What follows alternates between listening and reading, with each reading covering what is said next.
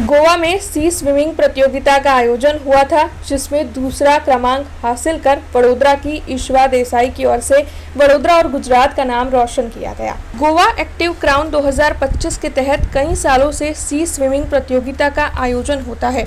तब इस साल भी ये सी स्विमिंग प्रतियोगिता गोवा में आयोजित हुई थी। इस प्रतियोगिता में 17 से लेकर 40 साल तक की बहनें शिरकत करती है। तब वडोदरा की ईश्वा देसाई के साथ 30 से ज्यादा महिलाओं लड़कियों की ओर से इस प्रतियोगिता में इस बार हिस्सा लिया गया था। आपको बता दें कि ये जो सी स्विमिंग प्रतियोगिता है वो 2 किलोमीटर के लिए आयोजित हुई थी, जिसमें वडोदरा की ईश्वा देसाई ने सभी प्रतियोगियों को पीछे छोड़कर दूसरा क्रमांक हासिल किया था। तब आपको बता दें कि ईश्वा देसाई की सिद्धि के चलते वडोदरा और गुजरात का नाम रोशन हुआ है। ऐसे में BRG न्यूज़ भी ईश्वा देसाई को शुभकामनाएं देता है।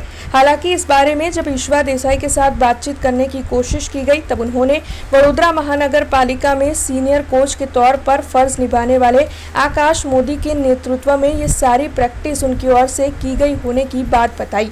तब आइए सुनते हैं ईश्वा देसाई से उनकी इस सिद्धि के बारे में। बेसिकली नेशनल लेवल सी स्विमिंग કોમ્પિટિશન હતી જે ગોવામાં થઈ હતી અને ઓલ ઓવર ઇન્ડિયાથી બધા લોકો આવ્યા હતા।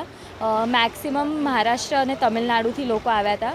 ગુજરાતમાંથી વડોદરામાંથી હું એકલી સ્વિમર હતી અને મારી ઇવેન્ટ જે કે 17 to 40 યર્સ ફિમેલ છે એમાં ટોટલ 30 પાર્ટિસિપન્ટ્સ હતા ફિમેલમાં। આ ઇવેન્ટ શું હોય છે? સી સ્વિમિંગ શું હોય છે? સર પૂલ સ્વિમિંગ બધાને ખબર છે કે એમાં ગાઈડન્સ સાથે લેન લાઇનમાં તમે સ્વિમિંગ કરી શકો। સી સ્વિમિંગમાં તમે દરિયાના વચ્ચે જાઓ છો, દરિયાની આગળ તમારે પોતે પોતાનું ગાઈડન્સ કરવાનું હોય છે અને પોતે પોતાનો રસ્તો શોધીને બહાર આવવાનું હોય છે। એના પહેલાં એક દિવસ પહેલાં એક ટ્રેનિંગ જેવું હોય છે જેમાં અમને ડાયરેક્શન સમજાવવામાં આવે છે કે કઈ સાઈડ કઈ રીતે જવાનું અને પછી એ જ રીતે તમારે પાણીમાં જઈને બહાર આવવાનું રહે છે। અને એમાં અલગ અલગ મીટર્સ હોય છે। ફોર એક્ઝામ્પલ સ્વિમિંગ પૂલમાં મેક્સિમમ 1500 મીટર્સ સુધી તમારું ઓલિમ્પિક ડિસ્ટન્સ છે, પણ સી સ્વિમિંગમાં 1 કિલોમીટર, 2 કિલોમીટર્સ, 5 કિલોમીટર્સ અને 10 કિલોમીટર્સ એવી રીતનું રહે છે।